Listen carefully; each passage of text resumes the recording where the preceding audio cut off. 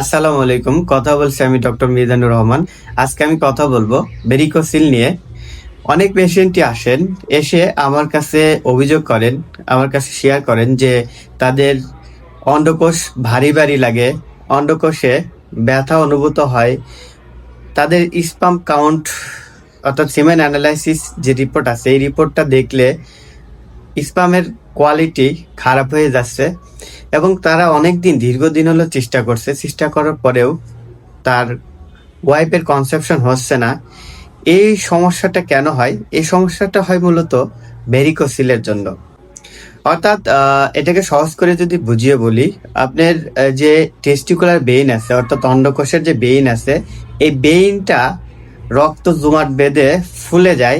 এই ফুলে যাওয়াকে বলা হয় হলো ভেরিকোসিল। এটাকে আরো সহজভাবে যদি বোঝানো যায়, যেরকম আমাদের পায়ের যে ভেরিকস বেইন আছে, এই ভেরিকস বেইন গুলো কিন্তু কি হয়, ফুলে যায়।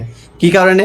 রক্ত এই যে উপরের দিকে উঠতে পারে না, উঠতে না পারার কারণে এগুলো রিভার্স হয়, আবার ফিরে যায়। ফিরে যাওয়ার কারণে ওই ভেরিকস বেইনটা ফুলে যায়। আমাদের বেইনের মধ্যে কিন্তু কপাটিকা থাকে, এই কপাটিকা গুলো তখন ঠিকমতো কাজ না করে না। ঠিকমতো কাজ না করলে তখন এই রক্তটা বিপরীত দিকে ফ্লো হয়, হওয়ার কারণে এগুলো কি হয়, ওখানে আটকা পড়ে ওই বেইন গুলো ফুলে ওঠে। আমি আপনাদেরকে আরো সহজ করে যদি একটু বুঝিয়ে বলি, দেখুন এখানে আমার স্ক্রিনে যে চিত্রটা দেখতে পাচ্ছেন, এক পাশে দেখতে পাচ্ছেন যে নর্মাল একটা অন্ডকোষের চিত্র, আরেক পাশে দেখতে পাচ্ছেন যে ভেরিকোসিল যুক্ত অন্ডকোষ। এখানে নর্মাল যেটা দেখতে পাচ্ছেন, এখানে আপনার এই যে টেস্টিকুলার বেইনটা যে আছে, এই টেস্টিকুলার বেইনটা কিন্তু একদম লম্বালম্বি ভাবে আছে, একদম প্রায় সোজা। আর এই পাশে যে আপনার যে ভেরিকস যে বেইন আছে, টেস্টিকুলার বেইন, ভেরিকসিল যুক্ত যে টেস্টিকুলার বেইন আছে, এই বেইনটা দেখেন, এটা কিন্তু টুইস্টিং আছে, পেঁচানো, কেঁচোর মতো পেঁচানো আছে। তো এইখানে এই যে নীল কালার যে দেখতে পাচ্ছেন ফুলে গেছে, এখানে কিন্তু রক্তগুলো রিভার্স ফ্লো হয়েছে। রিভার্স ফ্লো অর্থাৎ রক্তগুলো উপর দিকে না যেতে পেরে এখানেই আটকা পড়ছে, আটকা পড়ার কারণে এটা কিন্তু ফুলে গেছে। এই সমস্যাটাই কিন্তু হচ্ছে হলো ভেরিকোসিল। আশা করি এই সমস্যাটা আপনি খুব সুন্দর করে সহজে বুঝতে পেরেছেন। এই ভেরিকোসিল হলে আমাদের কি হয়?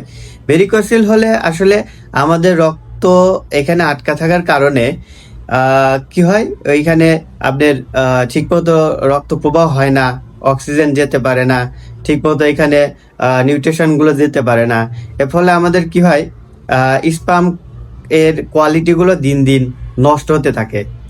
কারণ আমাদের শরীরের তাপমাত্রা এটা নর্মালি 36.5 থেকে 37.5 ডিগ্রি সেলসিয়াস পর্যন্ত হয়, কিন্তু আমাদের স্ক্রোটামের যে তাপমাত্রা এটা সবসময় আমাদের শরীর থেকে 2 থেকে 4 ডিগ্রি সেলসিয়াস তাপমাত্রা কম থাকে, অর্থাৎ 34 থেকে 35 ডিগ্রি সেলসিয়াস তাপমাত্রার মধ্যে থাকে।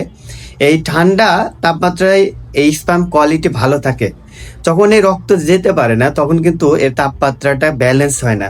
এর ফলে স্পামের কোয়ালিটি কি হয়, দিন দিন কমতে থাকে।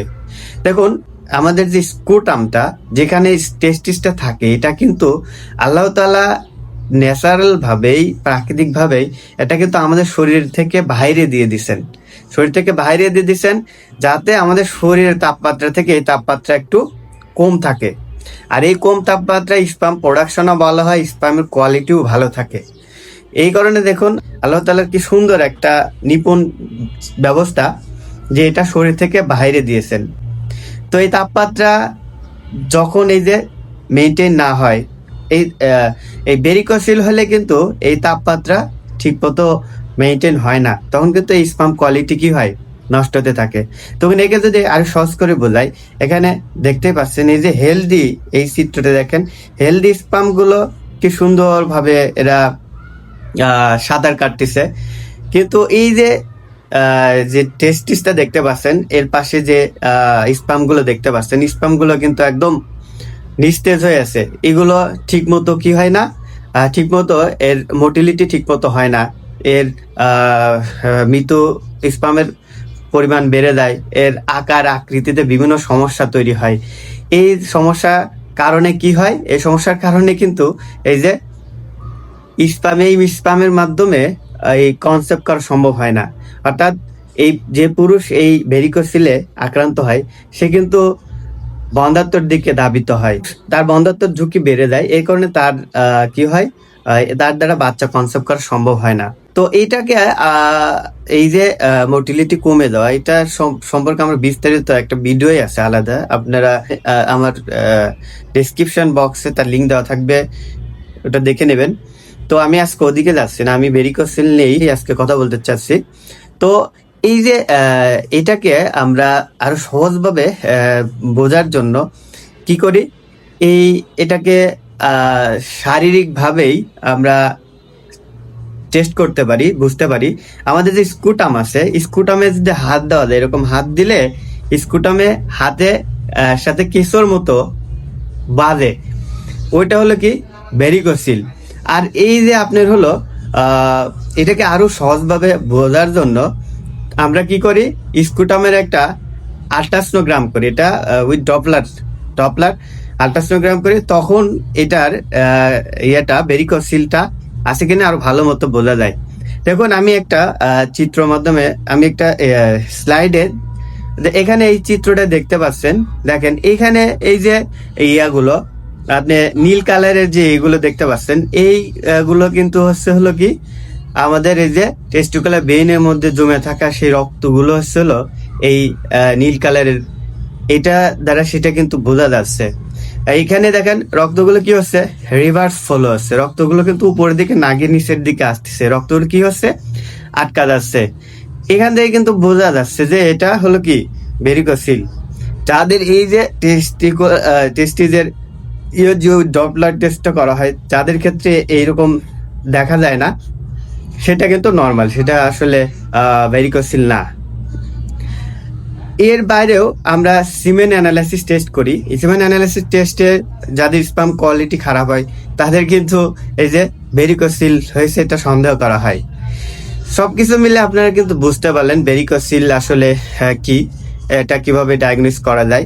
ভেরিকোসিল হলে কি হয়, স্পাম কাউন্ট কমে যায়, আর স্পাম কাউন্ট কমে গেলে স্পামের কোয়ালিটি কিন্তু নষ্ট হয়ে যায়। নষ্ট হয়ে গেলে তখন কিন্তু বাচ্চা কনসেপ্ট করা সম্ভব হয় না। কি কি কারণে ভেরিকোসিল হয়?